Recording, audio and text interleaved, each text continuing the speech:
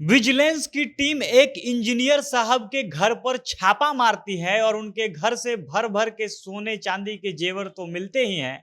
Cash इतना मिल जाता है कि पुलिस अभी उसको गिनवाने में ही व्यस्त है।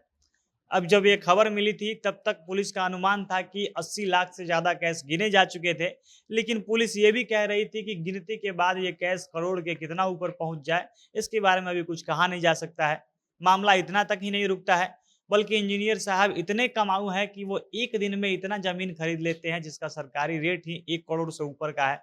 अब आप यहाँ पर सरकारी रेट और जो मार्केट रेट होता है उसमें फर्क समझ सकते हैं। इंजीनियर साहब ने एक दिन में इतनी जमीन के लिए पेमेंट किया था जो सरकारी रेट के हिसाब से करोड़ रुपए से ज्यादा का है। लेकिन अगर उसके मार्केट रेट पर जाए तो यह 2 से 3 करोड़ से ज्यादा का हो जाता है। मतलब कि इंजीनियर साहब इतना कमा लेते थे कि वो एक बार में 2 से 3 करोड़ रुपए का पेमेंट करके जमीन आसानी से खरीद सकते थे।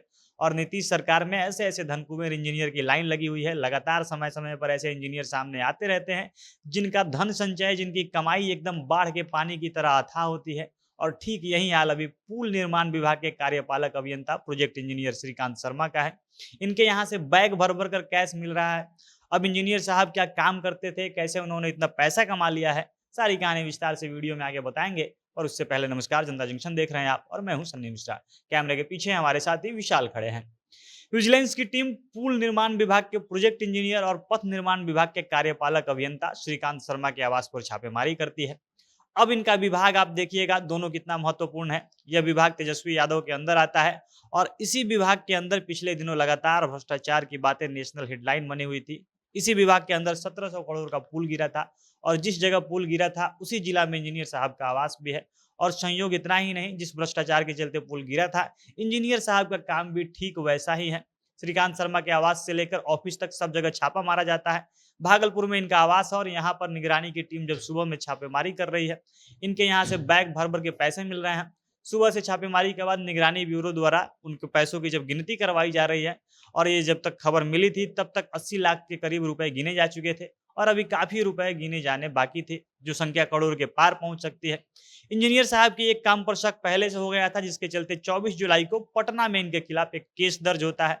और इसके बाद पटना से विजिलेंस की टीम बुधवार को सुबह भागलपुर पहुंचती है और इनके घर पर छापा मारती है। और छापेमारी के बाद इनके घर से जो नगद कैश और ज्वेलरी ये सब मिलने लगी, उसको देखकर आंखें फटी की फटी रह गई। करीब 10 अधिकारियों की टीम उनके यहाँ पहुंची थी। उन्होंने छापा मारा, उनके आवास पर नगद कैश ज्वेलरी तो मिली ही है, इसके अलावा बैंक से संबंधित कई डॉक्यूमेंट्स भी मिले हैं जिसमें भी पैसों का हेरफेर हो सकता है।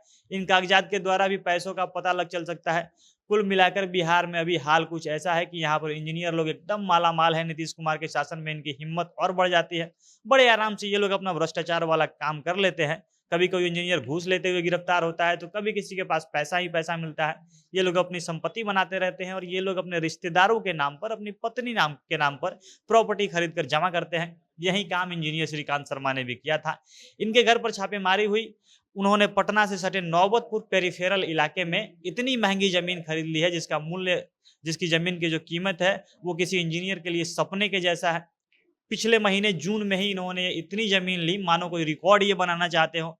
इन्होंने अपनी पत्नी के नाम पर सरकारी रेट के हिसाब से 1 करोड़ से भी ज्यादा रुपए का जमीन ली, खरीदा। अब सरकारी रेट जब 1 करोड़ हो गया तो इसका एक्चुअल रेट कितना होगा, मार्केट रेट इसका कितना होगा, आप अंदाजा लगा सकते हैं। मार्केट वैल्यू कम से कम 2-3 करोड़ रुपए के बीच बताई जा रही है। अब इतना ज्यादा पैसा एक इंजीनियर के पास कहाँ से आता है, इतना व्हाइट मनी एक इंजीनियर के पास कहाँ से आ गया कि वो 2-3 करोड़ का जमीन ऐसे ही खरीद ले रहा है, ये चर्चा का विषय बना। और यहीं से इंजीनियर साहब पर शिकंजा कसना शुरू हुआ। वो संदेह के घेरे में आए और 2 दिन पहले उन पर एक मुकदमा पटना में दर्ज होता है। इसके बाद इंजीनियर साहब के यहाँ छापेमारी होती है तो उनकी सारी काली कमाई का खेल लोगों के सामने आ गया है।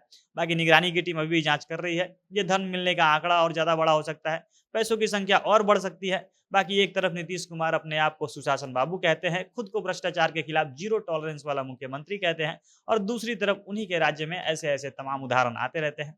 बाकी आप लोग इसके ऊपर क्या कुछ कहना चाहेंगे, कमेंट बॉक्स में अपनी प्रतिक्रिया लिख सकते हैं। जनता जंक्शन देख रहे थे आप, बहुत बहुत धन्यवाद।